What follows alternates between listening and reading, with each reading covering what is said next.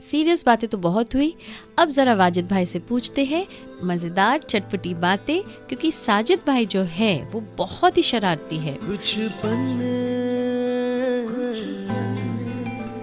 जिंदगी के,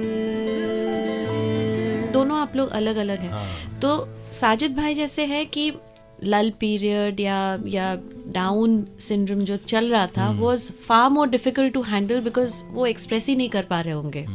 मैं जब भी उनको मिलता था उस दौरान तो वो हंसते ही रहते थे। और वो क्योंकि वो पूल टेबल चलता था उस टाइम पे बहुत, तो वो पूल टेबल पे इतने पैसे जीत जाते थे कि उनको उस चीज़ की कमी नहीं होती थी। देखो ये भी एक दुनिया का, it's a way of looking at life, you know. He used to play pool. वो जू होटल में भी होता था, फिर वो बाद में वर्सोवा में भी काफ़ी। तो वो छोटे छोटे पूल टेबल के ऊपर बहुत लोग बाग यू नो बेट करते थे, बैटिंग करते थे। और वो तो he was mind blowing at that. So वो सबकी बैटिंग जीत जाते थे। तो 10-10 जन लगाते थे कि 100 रुपये मेरे या 1000 रुपये मेरे। तो ऐसे करते करते वो लग जाती थी 50,000 लाख रुपए कुछ भी। सो आई जस्ट रिमेंबर बिकॉज कभी कभी मैं जाता था तो मुझे अच्छे से याद है, जब भी मैं जाता था वहाँ पर तो वो मुझे 4-5 हज़ार हाथ में दे ले, खर्चे के लिए रख, तेरे नसीब से मैं जीता। मैं अरे ये क्या चक्कर है? बोले अरे रख रख रख मजे ले। ये आज मैं आपसे शेयर कर रहा हूँ, लेकिन हमने अपनी फैमिली के सामने कभी ये सब चीज़ें महसूस होने नहीं दी कि हम लोग शायद बहुत ही बुरी तरीके से वी हैव हर्ट और whatever we have down and all. क्योंकि मुझे ये लग रहा था कि it's just a matter of fact. क्योंकि एक चक्कर क्या है, स्ट्रॉन्ग थिंग जो मैंने एक टाइम एक इंटरव्यू में कहा था कोमल नाटकी में, ये फिल्म इंडस्ट्री जो है ना बहुत बायस्ड। अभी नहीं है, पहले। और इसलिए नहीं because I was not getting work और वॉट एवर और others are not getting work, but पहले क्या था, it was only producers lobby. तो प्रोड्यूसर का जिसके साथ में जान पहचान होती थी वो उसी के साथ ही काम करता था, नए लोगों के साथ ट्राई नहीं करते थे। लेकिन जब से कॉर्पोरेट हाउस आए और जो एवेन्यूज बढ़े हैं, तब से काम बहुत बढ़ गया और काम करने वालों की इज्जत है। जो हमेशा वेस्ट में हुआ है कि no, if you are good at your work, you are good at your work, you are best at your work and you are regarded for that. So I think that the change over which we saw over the years, and it was that 2 years were not enough. There was a lot of time with the one film we used to do, but after that film again for a year when we never had work. मतलब after मुझसे शादी करोगी 9, 8, 10 months we didn't had any single work. मतलब अब ये तो super hit film की बात है। तो एक दिन सलमान भाई ने पूछा, आजकल तो बहुत बिजी होंगे म्यूजिक डायरेक्टर, मुझसे शादी करोगे म्यूजिक डायरेक्टर है, हाँ कितनी पिक्चरें साइन कर ली? तो हम लोग दोनों ने हंस के, क्या एक भी नहीं? तो बहुत हंसे, कहने लगे यार कमाल नसीब लिखा के आए तुम लोग कि हिट के बाद में भी कोई काम नहीं तुम्हारे पास। God has something. Yeah, God plays bigger games. Bigger game, works in mysterious ways, you know.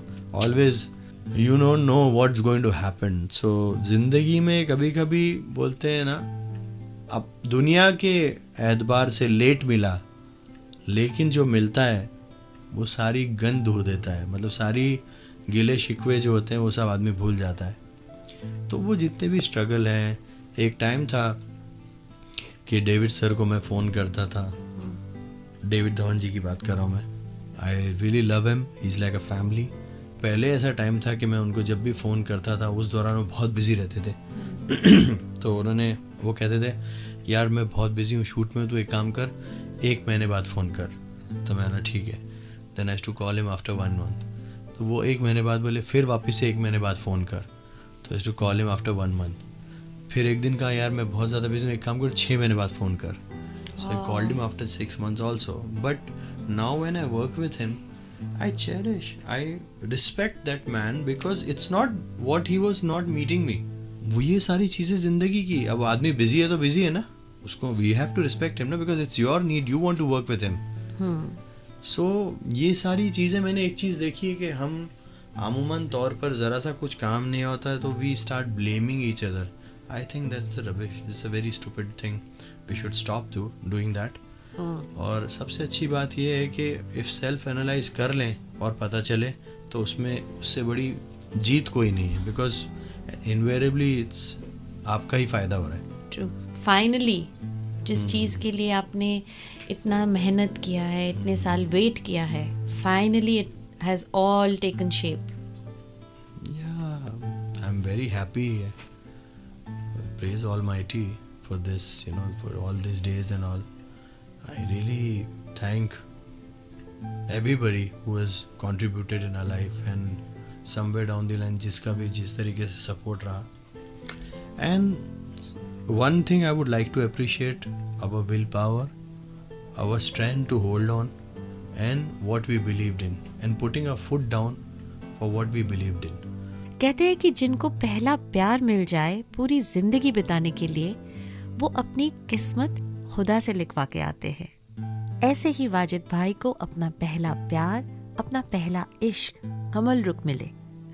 जानते हैं कुछ प्यार भरी बातें, कुछ प्यार भरे पन्ने और कुछ पन्ने जिंदगी के with Madhurima Nigam, only on 92.7 big FM.